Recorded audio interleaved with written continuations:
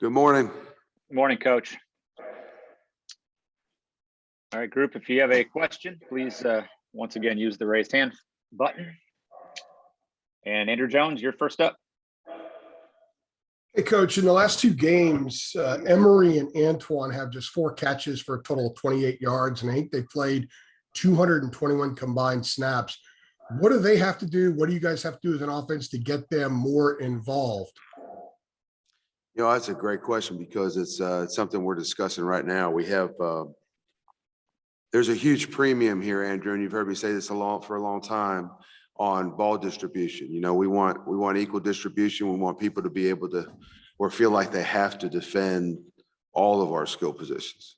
And I think one trend this year is you've seen defenses do a little bit more to, interestingly enough, to take the wideouts out of this thing. And that's a huge reason why Josh Downs has gotten so many touches. And at some point here, though, much like the last week or so, you're going to get more double team action on Josh, which is going to single up our receivers. And so one of the discussions today, you know, and I don't think this is any surprise to anybody that we're playing or anybody that just watches our offense. We want to get our wide receivers more involved in what we're doing. And part of that is them being able to separate. It's also them being able to make some catches. And then schematically, we just have to do some things to try and promote getting them the ball a little bit more. You know, the focus early on in the season was to get the ball to the backs in the passing game on some quick hits and involve our tight end more. And we've done that. I think the final equation to the passing game is to get the wide receivers more involved. I was just curious about Josh had those 2 false starts on Saturday. Was that a product of maybe more attention being put on him, so he's maybe a little bit more eager to get off the break, or what? Yeah, I don't know why it happened. It can't happen. Those little things. We had 7 of the 12 penalties on offense. Of the 12 penalties we had on the team, 7 of them were on offense. 2 of them belong to Josh this week. And you know, when you're playing good defenses, you've got to be smart and be disciplined. Can't beat yourself. And those 7 penalties certainly set us back. I think we left, you know, 111 and by our estimation yards on the field because of the penalties. And that's just something we can't do moving forward here. Thank you. CL Brown, go ahead.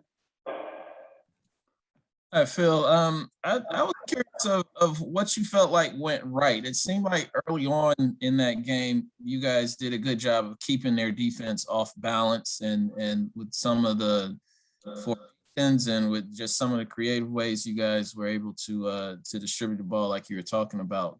If you could just kind of, because I feel like we kind of know what went wrong, but I was curious what you felt like, you know, was the stuff that you're going to take most moving forward. So truthfully, CL, and most of our guys graded out pretty good in the game. And, you know, if we could eliminate the penalties and reap the benefits of the positive yards that we got on a bunch of those plays, and we could eliminate the penalties and not set us back. The only time we got behind the chains in the game on Saturday against Florida State was when we committed penalties. You know, and we had some really, really out of character penalties and, you know, some stupid ones. And we had some pre-snap penalties, which are just unacceptable. So, you know, it's those mistakes were the only things really. I mean, if I could eliminate anything from the game, it would be the penalties. We did I thought, a really good job of establishing the run game early on. I was happy with how our backs hit the hole early on. We had 230 yards rushing. We wanted to include Sam in the running game. We did that. He did a good job. He finally started sliding and managing some of those plays. We had 1 sack for 3 yards. We wanted to minimize sacks. We did that. We had a multitude of first downs. We managed some longer drives. We thought they'd, you know, keep everything in front and force us to, you know, to have to manage and be a little bit more disciplined in some longer drives. We did that early on first 2 drives we scored. And I just, you know, we were 7 of 13 on 3rd down. We're happy there. I think we'd like to have the series in the red zone back. We'd like to have the interception back and the penalties. So we didn't have a lot of negative plays. We didn't even have a lot of tackles behind the line of scrimmage. So it really felt more like an offensive game that we're used to. But we've got to score more points, and I think that goes back to setting ourselves back behind the chains when we had those penalties. That was the biggest issue on Saturday. If we eliminated penalties, I think we have the kind of offensive day that we are used to. Greg Barnes, go ahead. Hey, Phil. Mac suggested that this team is not handling adversity maybe as well as the last two teams that you guys had. I'm curious on your side of the ball, what goes into a team being able to handle adversity, and how can you coach that? You know, I think experience is a part of it, Greg. You know, that's when you have experience, when you played a lot of snaps, you're used to being in positive and negative situations. And so what happens is you have to understand that the focus just has to be the same. You know, you hate to be over exuberant, celebrate a positive play because we're going to get locked in and execute on the next one. You know, and I always felt like you want to celebrate, fine, do that after we score at the end of the drive over on the sideline, and then let's get locked in on the next drive. So I think experience has to do with that. And, you know, at the skill positions, that's not where our experience is. At running back, at receiver, we have a lot of young guys out there playing, and they're learning as they go, and they'll be veterans next year. But we've got to learn how to execute and play this year. And I think after a negative play, that's the adversity you're talking about. You got to have a short memory, you know, and if we drop a ball on 1st and 10, or we have a penalty, or we, you know, and you know, our saying all the time is don't blink. You got to put it behind you. We need to move forward and lock in on the next play. And some of us do that better than others. And then, you know, coach even addressed that with the entire team, you know what I mean? The offense, defense, and special teams. And you know, we get into a mode over the last 2 years of, we're trending upward for 2 years offensively. We're becoming more and more explosive as each game went on over the course of 24 to 26 ball games in the last 2 seasons. And you get a little spoiled. You get used to scoring quickly. You get used to being explosive. You get used to having a lot of explosive plays. And so when you know, I liken it to the first 2 games of last season. We came out in Boston College and Syracuse in those first 2 games, did a lot to keep us from going downtown, and did a lot to try to minimize explosive plays. And it took us, you know, 4, 6, 8 quarters to kind of get used to understanding we got to be patient at times. And that's the same trend, and that's the same atmosphere that we have this year. We're not as explosive as we have been. Teams are going to make us earn it with 6, 8, 10, 12 play drives at times. And, you know, we've got to be focused enough and patient enough to take what they give us and understand that, you know, we're not going to score as readily or as easily as we have in the past at times against certain defenses. Great. Thank you. Ross Martin, go ahead, please. Hey, Coach Longo. Coach Brown mentioned meetings with the staff and holding the staff responsible. And obviously things haven't been going as you would like in the football center. I was wondering what those conversations are like when it's Coach Brown and the staff, and what those conversations look like after the Florida State loss or after any tough loss, what he's like and what those conversations look like. You asked me what Coach Brown is like after a loss? Yeah. I mean, how does he handle the staff? He's holding y'all responsible. He wants the best from y'all. I'm just trying to get a view into that room. You know, I think everybody in sports that puts the time and effort into trying to win a football game is going to tell you they hate losing. I can tell you, to a man on this staff, we all know how much Coach Brown hates losing, and we feel the same way. I mean, you put together what you think is a good plan. We had a really good week of practice last week. The expectation, I thought the energy was there early on in the game before we got started with Florida State. So we expected to play well. And in some areas we did, some areas we didn't. You know, I think the key is whether you win or you lose. You know, sometimes when you win, you have a tendency not to look at mistakes. Sometimes when you lose, you have a tendency to think things are worse than they are. And I really try to treat both.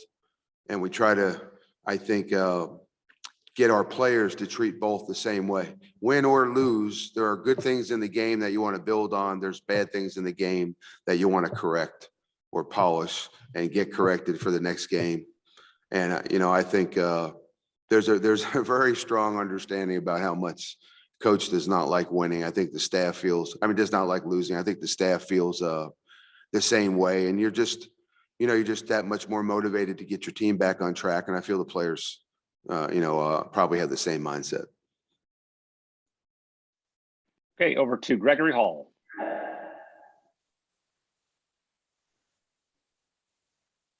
My bad, wrong mic. Hey Phil, as far as Sam Howell this season, compared to the rest of the country and other quarterbacks, he's certainly not having a bad or a down year, but compared to the standards that he holds himself to, and I know you guys do, there's certainly some differences from the last 2 years. Just what are you talking with him as far as keeping your head down looking forward, especially with the overall lack of success with the team compared to expectations?